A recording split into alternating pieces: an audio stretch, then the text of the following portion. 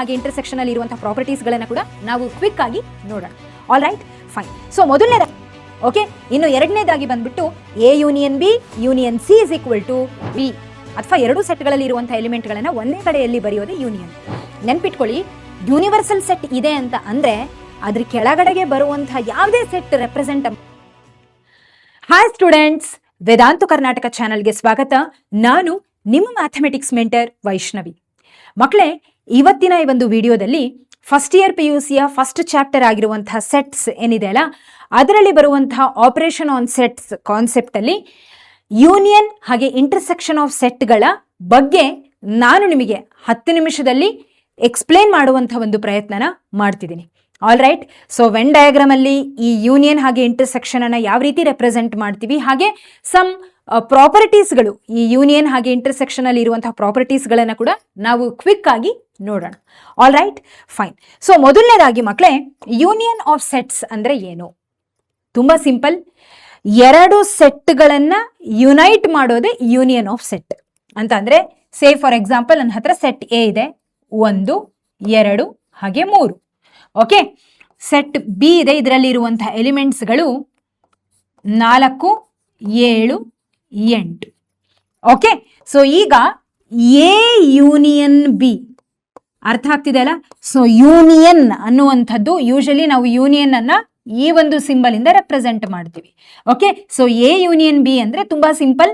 Set A set B ಎರಡರಲ್ಲೂ ಇರುವಂತಹ ಎಲಿಮೆಂಟ್ಗಳನ್ನ join ಮಾಡೋದು, ಬರೆಯೋದು ಒಂದೇ ಕಡೆ. ಸೊ 1 2 3 4 7 8 ಸಿಂಪಲ್, ಇಷ್ಟೇ. ಅರ್ಥ ಆಗ್ತಿದೆ ಅಲ್ಲ? So this is nothing but A union B. So ಈ ಒಂದು ಎ ಯೂನಿಯನ್ ಬಿ ಅನ್ನ ನಾವು ವೆನ್ ಡಯಾಗ್ರಾಮ್ ಮುಖಾಂತರ ರೆಪ್ರೆಸೆಂಟ್ ಮಾಡಬಹುದು ಅಂತಂದ್ರೆ ಯಾವ ರೀತಿ ಮಾಡಬಹುದು? ಇಲ್ಲಿ ಡೆಫಿನೇಷನ್ ಕೂಡ ಇದೆ, ನೀವು ನೋಡಬಹುದು.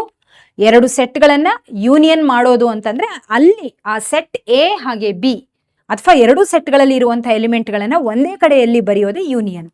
ಸೊ ಈಗ ವೆನ್ ಡಯಾಗ್ರಾಮ್ ಅಲ್ಲಿ ನಾವು ಇದನ್ನ ಯಾವ ರೀತಿ ತೋರಿಸ್ತೀವಪ್ಪ ಅಂತ ಅಂದ್ರೆ, ನೋಡಿ ಮಕ್ಕಳೇ, ಈ ಒಂದು ರೆಕ್ಟ್ಯಾಂಗಲ್ ಅನ್ನ ಹಾಕ್ತೀರಾ. Rectangle represents the universal set. Okay, universal set ಅಂತ ಅಂದ್ರೆ it is the biggest set. ಯಾವಾಗಲೂ ಅಷ್ಟೇ ಈ ಆಪರೇಷನ್ ಅಂದ್ರೆ either it is union or it is intersection, ಮುಂದೆ ಬರ್ತಕ್ಕಂಥ ಕಾಂಪ್ಲಿಮೆಂಟು ಡಿಫ್ರೆನ್ಸು ಯಾವುದೇ ತಗೊಳ್ರಿ ನೀವು, ಈ ಎಲ್ಲ ಆಪರೇಷನ್ ಆಗಬೇಕು ಅಂತಂದ್ರೆ ಇದಕ್ಕೆ ಡಾಕ್ಟರ್ ಯಾರಪ್ಪ ಅಂದ್ರೆ universal set. So universal set ಒಳಗಡೆಗೆ ಈ ಒಂದು ಆಪರೇಷನ್ಗಳು ನಡೆಯುತ್ತೆ. ಅರ್ಥ ಆಗ್ತಿದೆ ಅಲ್ಲ? ಸೊ ಹಾಗಿದ್ರೆ ಈ ಒಂದು ಯೂನಿವರ್ಸಲ್ ಸೆಟ್ ಒಳಗಡೆಗೆ ಎರಡು ಸೆಟ್ಗಳನ್ನ ನಾವು ಯುನೈಟ್ ಮಾಡ್ತಿದೀವಿ. ಸೊ ಹಾಗಿದ್ರೆ ಇದನ್ನ ರೆಪ್ರೆಸೆಂಟ್ ಮಾಡೋದು ಹೇಗೆ? ಇವೆರಡೂ ಸೆಟ್ಗಳನ್ನ ಯುನೈಟ್ ಮಾಡ್ತಿದೀವಿ ಅಂತ ಹೇಗೆ ರೆಪ್ರೆಸೆಂಟ್ ಮಾಡೋದು? ತುಂಬಾ ಸಿಂಪಲ್. ಎರಡೂ ಸೆಟ್ಗಳನ್ನ ಕಂಪ್ಲೀಟ್ ಆಗಿ ನಾವು ಶೇಡ್ ಮಾಡಬೇಕು. ಅರ್ಥ ಆಗ್ತಿದೆಯಲ್ಲ? ಈ ಎರಡೂ ಸೆಟ್ಗಳನ್ನ ಕಂಪ್ಲೀಟ್ ಆಗಿ ಶೇಡ್ ಮಾಡೋದ್ರಿಂದ ನಮಗೆ ಅರ್ಥ ಆಗುತ್ತೆ. ಓಕೆ, ಸೊ ಇದು this is nothing but A union B ಅನ್ನೋದು ನಮಗೆ ಅರ್ಥ ಆಗುತ್ತೆ. Is this clear? ಓಕೆ ಅಲ್ವಾ ಮಕ್ಕಳೇ? ಫೈನ್. ಇನ್ನು ಇದರಲ್ಲಿ ನಾವು ಸಮ್ ಪ್ರಾಪರ್ಟೀಸ್ಗಳನ್ನ ನೋಡ್ತೀವಿ.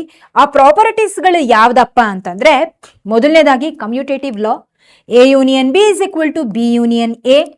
ಓಕೆ, ಇನ್ನು ಎರಡನೇದಾಗಿ ಬಂದ್ಬಿಟ್ಟು A union B union C is equal to A union B union C. ಅಂದ್ರೆ ಈ ಒಂದು ಯೂನಿಯನ್ ಆಫ್ ಸೆಟ್ ಅಸೋಸಿಯೇಟಿವ್ ಹಾಗೆ ಕಮ್ಯೂಟೇಟಿವ್ ಎರಡೂ ಲಾಗಳನ್ನು ಕೂಡ ಹೋಲ್ಡ್ ಮಾಡುತ್ತೆ.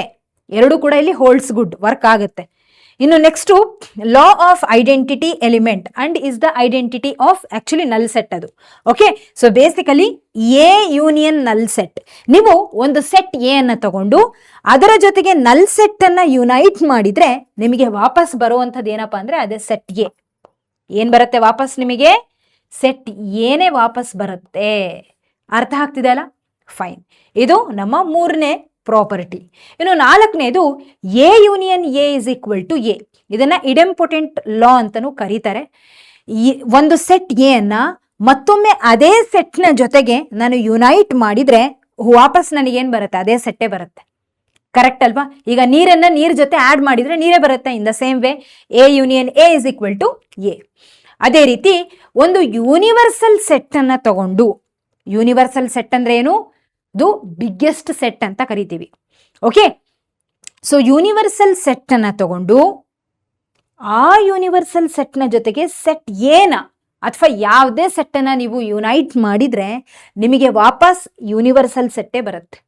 ನೆನ್ಪಿಟ್ಕೊಳ್ಳಿ, ಯೂನಿವರ್ಸಲ್ ಸೆಟ್ ಇದೆ ಅಂತ ಅಂದರೆ ಅದ್ರ ಕೆಳಗಡೆಗೆ ಬರುವಂಥ ಯಾವುದೇ ಸೆಟ್ ರೆಪ್ರೆಸೆಂಟ್ ಮಾಡಿರಲಿ ಆ ಎಲ್ಲ ಸೆಟ್ಗಳು ಕೂಡ ಯೂನಿವರ್ಸಲ್ ಸೆಟ್ಟಿಂದನೇ ಬಂದಿರುತ್ತೆ.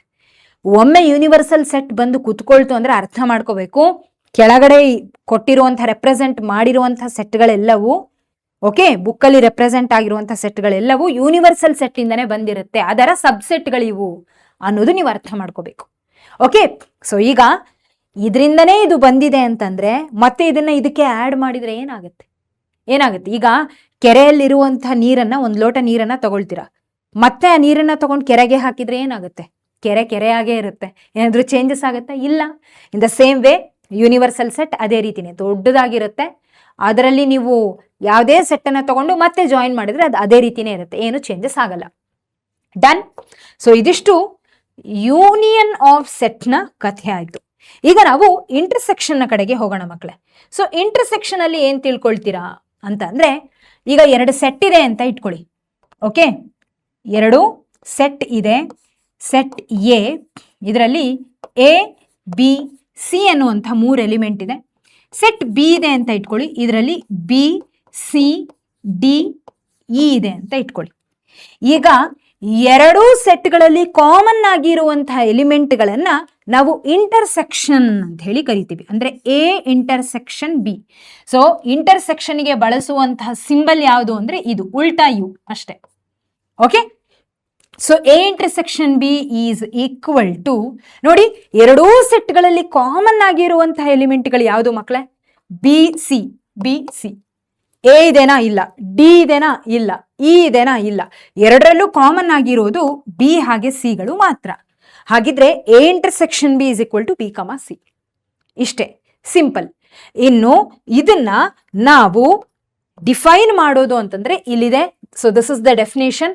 ಹಾಗೆ ನೀವು ಇದನ್ನ ವೆನ್ ಡಯಾಗ್ರಾಮ್ ಅಲ್ಲಿ ರೆಪ್ರೆಸೆಂಟ್ ಮಾಡಬೇಕು ಅಂತ ಅಂದ್ರೆ this is how you can represent. Same union of set ಅಲ್ಲಿ ಯಾವ ರೀತಿ ರೆಪ್ರೆಸೆಂಟ್ ಮಾಡ್ತಿರೋ ಅದೇ ರೀತಿ ರೆಕ್ಟ್ಯಾಂಗಲ್ ಒಳಗಡೆ ಬರೀತೀರಾ. ಆದರೆ ಶೇಡ್ ಮಾಡೋದು ಯಾವುದು?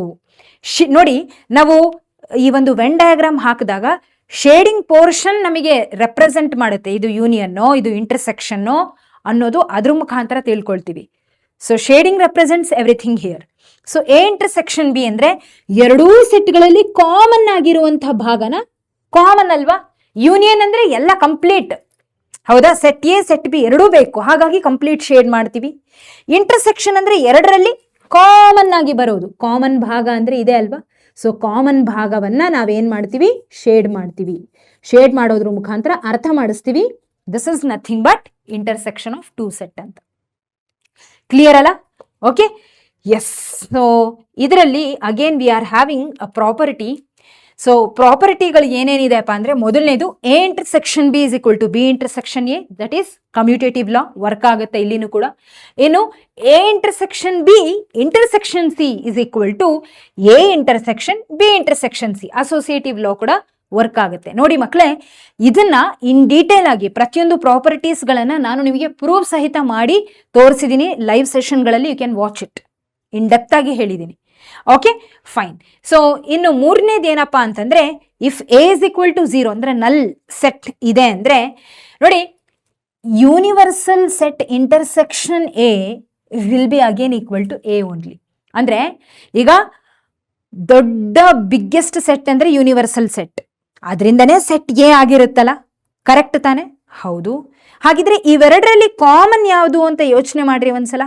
ಬಿಗ್ಗೆಸ್ಟ್ ಸೆಟ್ ಇಂದನೇ ಸೆಟ್ ಎ ಬಂದಿದೆ. ಹಾಗಿದ್ರೆ 2ರಲ್ಲಿ ಕಾಮನ್ ತೆಗೆದಾಗ ಈ ಸೆಟ್ ಎ ಹಾಗೆ ಯೂನಿವರ್ಸಲ್ ಸೆಟ್ ಅಲ್ಲಿ ಇರುವಂತಹ ಎಲಿಮೆಂಟ್ಗಳೇ ಕಾಮನ್ ಆಗಿ ಬರುತ್ತೆ, which is nothing but set ಎನೇ ವಾಪಸ್ ಬರುತ್ತೆ. ನೋಡಿ, universal intersection set A is universal intersection set A is equal to set A.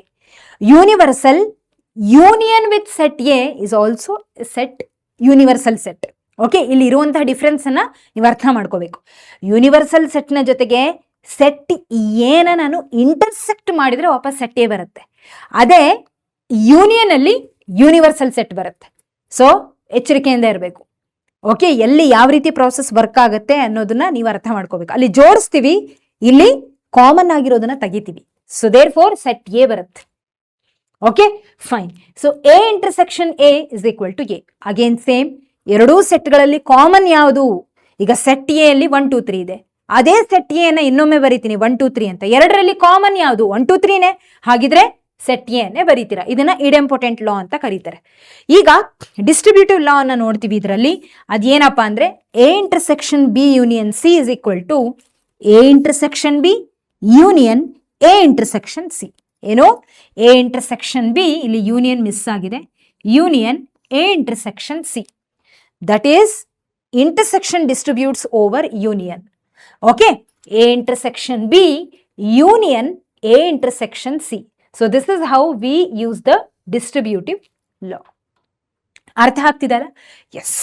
ಈಗ ಮತ್ತೊಂದು ಪ್ರಶ್ನೆ ಬರುತ್ತೆ. ಆ ಪ್ರಶ್ನೆ ಏನಪ್ಪಾ ಅಂತಂದ್ರೆ, ಒಂದು ವೇಳೆ ಎರಡು ಸೆಟ್ಗಳಲ್ಲಿ ಕಾಮನ್ ಎಲಿಮೆಂಟ್ಗಳೇ ಇಲ್ಲ ಅಂತ ಇಟ್ಕೊಳ್ಳಿ. ಎರಡು ಸೆಟ್ಗಳಲ್ಲಿ ಕಾಮನ್ ಎಲಿಮೆಂಟ್ಗಳೇ ಇಲ್ಲ ಅಂತ ಅಂದ್ರೆ ಇಂಟರ್ಸೆಕ್ಷನ್ ಏನ್ ಮಾಡ್ತೀರಾ? ಇಂಟರ್ಸೆಕ್ಷನ್ ಅಲ್ಲಿ ಆಗೋದಿಲ್ಲ ಅಂತಹ ಸೆಟ್ಗಳನ್ನ ಡಿಸ್ಜಾಯಿಂಟ್ ಸೆಟ್ಸ್ ಅಂತ ಹೇಳಿ ಕರೀತಾರೆ. If A and B are two sets such that A and B are called disjoint sets, that is if A intersection B is equal to null set, then A and B are called disjoint sets. Example ತಗೊಳ್ಳೋದಾದ್ರೆ ನೋಡಿ, set A ಅಲ್ಲಿ 2 4 6 8 ಇದೆ, set B ಅಲ್ಲಿ 1 3 5 7 ಇದೆ. ನೋಡಿ, ಎರಡರಲ್ಲಿ common ಆಗಿ ಯಾವ್ದಾದ್ರು ಎಲಿಮೆಂಟ್ ಇದೆನಾ? ಯಾವುದು ಇಲ್ಲ. ಹಾಗಿದ್ರೆ ಇವೆರಡು ಡಿಸ್ಜಾಯಿಂಟ್ ಸೆಟ್ಸ್. ಅರ್ಥ ಆಗ್ತಿದೆಯಲ್ಲ? ಸೊ ಯೂಶಲಿ ನಾವು ಇದನ್ನ ವೆನ್ ಡಯಾಗ್ರಾಮ್ ಅಲ್ಲಿ ತೋರಿಸ್ಬೇಕಾದ್ರೆ ಸೆಪರೇಟ್ ಆಗಿ ತೋರಿಸ್ತೀವಿ, ಎರಡು ಜಾಯಿನ್ ಇಲ್ಲ ಅಂತ ತೋರಿಸ್ತೀವಿ. ಅರ್ಥ ಆಗ್ತಿದೆಯಲ್ಲ? So A and B are disjoint sets because there are no elements which are common to A and B. Is this clear? ಎಲ್ರಿಗೂ ಅರ್ಥ ಆಗಿದೆ ಅಂತ ಅಂದ್ಕೊಂಡಿದ್ದೀನಿ. ಫೈನ್. ಹಾಗಿದ್ರೆ ಮತ್ತೊಂದು ವಿಡಿಯೋದಲ್ಲಿ ಉಳಿದಿರುವಂತಹ ಡಿಫ್ರೆನ್ಸ್ ಹಾಗೆ ಕಾಂಪ್ಲಿಮೆಂಟ್ ಸೆಟ್ಗಳನ್ನ ನಾವು ತಿಳ್ಕೊಳ್ಳುವಂತಹ ಪ್ರಯತ್ನನ ಮಾಡೋಣ. ಅಲ್ಲಿವರೆಗೂ take care everyone, have A great day. ಮತ್ತೆ ಸಿಗೋಣ. ಧನ್ಯವಾದಗಳು.